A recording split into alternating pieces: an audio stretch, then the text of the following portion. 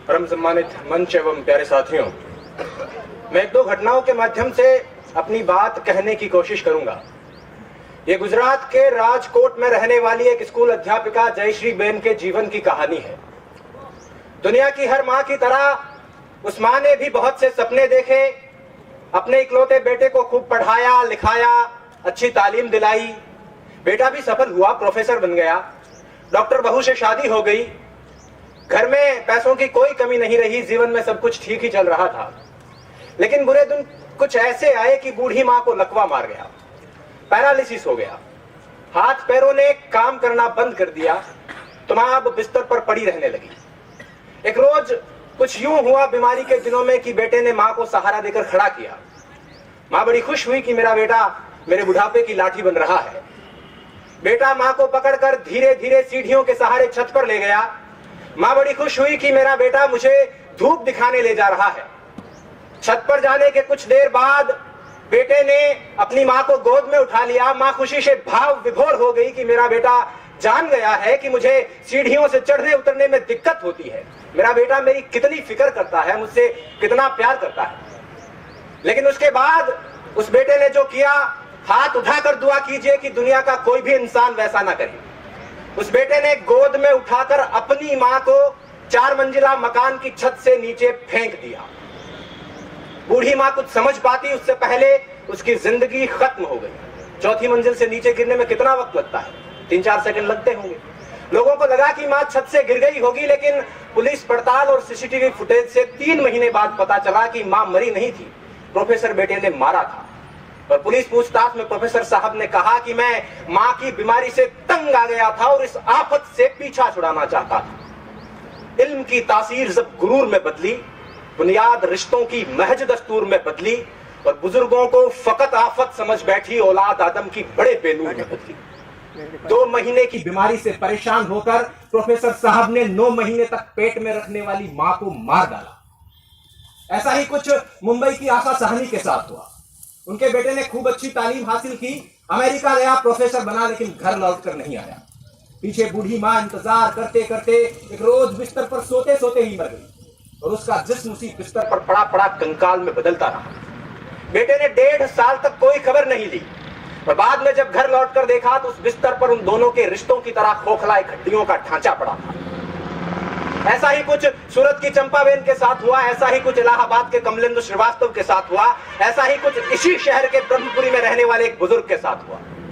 एक आध घटना हुई होती तो कहा जा सकता था कि उस मनुष्य की मनोवृत्ति में कुछ फर्क रहा होगा, कुछ विकार रहा होगा, लेकिन ऐसी घटनाएं बहुत सामान्य हो चली है। अखबारों में रोज यही खबर है और इन घटनाओं में एक दुखद समानता यह है कि ये उन घरों में घटित हो रही है जिनमें बच्चों ने बहुत अच्छी तालीम हासिल की है। मुझे आज बोलने के लिए जो विषय दिया गया था वो ये था कि तालीम तो है लेकिन तहजीब कहीं खो गई है। हालांकि पग पग पर इस बात की गवाही मिलती रहती है, लेकिन ये घटनाएं इस बात को पूरी तरह से सिद्ध कर देती है कि तालीम तो है लेकिन तहजीब कहीं खो गई है। शिक्षा तो है लेकिन संस्कार कहीं खो गए हैं, सभ्यता कहीं खो गई है। अब प्रश्न यह उठता है कि ऐसी घटनाएं हो क्यों रही है, तहजीब खो क्यों रही है। दरअसल हम जिस तरह से अपने बच्चों को पालते हैं और उन्हें सिर्फ तालीम देते हैं, उससे बच्चे प्रोफेसर, इंजीनियर या डॉक्टर तो बन जाते हैं लेकिन इंसान नहीं बन पाते। स्पष्ट कर दूं कि मैं शिक्षा नीतियों को कोसने के लिए खड़ा नहीं हुआ हूं। दुनिया के हर देश में शिक्षा नीतियां इसी तरह से काम करती हैं। अकादमिक शिक्षा का संस्कारों से सीधे तौर पर कोई लेना देना नहीं है। संस्कार देने का काम समाज करता है, परिवार करता है, माँ बाप करते हैं। और अगर संस्कार कहीं खो रहे हैं तो इसकी जिम्मेदारी उन्हीं की बनती है। बच्चा संस्कार कहां से सीखता है? घर से ही तो सीखता है। अब पहली बात तो यह कि बच्चों को घर में रखा ही नहीं जाता और यदि रख भी लिया जाता है तो स्कूल में और घर में कोई फर्क नहीं रखा जाता। हम सब जानते हैं कि संस्कार सिखाने की उम्र में माँ बाप बच्चों को रट्टा मारना सिखा रहे होते हैं।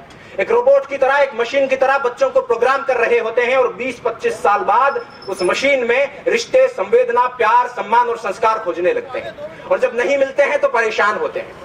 तारे जमीन पर फिल्म का वो दृश्य याद कीजिए। माँ बाप बच्चे को बोर्डिंग स्कूल में छोड़कर रवाना हो रहे हैं। बच्चा पल्लू पकड़कर रोता है कि भीड़ में यूं ना छोड़ो मुझे, घर लौट कर भी आ ना पाऊं माँ, क्या इतना बुरा हूं मैं माँ, क्या इतना बुरा मेरी माँ। माँ बाप फिर भी निष्ठुर होकर चल देते हैं और जब बाद में बच्चा संवेदनहीन होने लगता है तो बहुत परेशान होते हैं। मैं ऐसे अनेक युवकों को जानता हूं जिनको उनके माँ बाप ने 7-8 साल की उम्र में घर से दूर अच्छी तालीम हासिल करने के लिए भेज दिया था। हालांकि इस बात में कोई दो राय नहीं कि वो अच्छा भविष्य बना लेंगे, अच्छा करियर बना लेंगे, लेकिन एक चीज जो मैं कई बार महसूस करता हूं वो ये है कि उनका अपने माँ बाप के साथ रिश्ता उतना मजबूत नहीं हो पाया है जितना सामान्यतः होना चाहिए। और यदि उनमें से कोई 20-25 साल बाद अपने माँ बाप को घर से निकाल देता है या वृद्धाश्रम में छोड़कर आ जाता है तो मुझे इस बात से कोई अचरज नहीं होगा। करता था सो क्यों किया, अब कर क्यों पछताए। बोया पेड़ बबूल का तो आम कहां से खाए। पहले जब प्यार बोया ही नहीं है, सम्मान बोया ही नहीं है, संस्कार बोया ही नहीं है तो उसके मिलने की उम्मीद क्यों करें। खैर, मैंने काफी समय ले लिया है। अंत में चलते चलते बस इतना कहना चाहूंगा कि जयश्री बहन तो छत से फेंके जाने के बाद नीचे गिरते वक्त कुछ सोच पाई थी या नहीं सोच पाई थी मुझे नहीं मालूम, लेकिन अगर आपके साथ ऐसा हुआ, भगवान ना करे ऐसा हुआ, तो आप ये जरूर सोचेंगे कि तालीम के साथ तहजीब भी दे दी होती तो इस तरह नहीं बढ़ना पड़ता। और अगर आप इस पश्चाताप के साथ नहीं मरना चाहते हैं तो अपने आने वाली नस्लों को, अपनी पीढ़ियों को, अपनी औलादों को मशीन बनाने के बजाय मनुष्य बनाने की शुरुआत कर दीजिए। इन्हीं शब्दों के साथ मैं अपनी बात कर रहा हूं।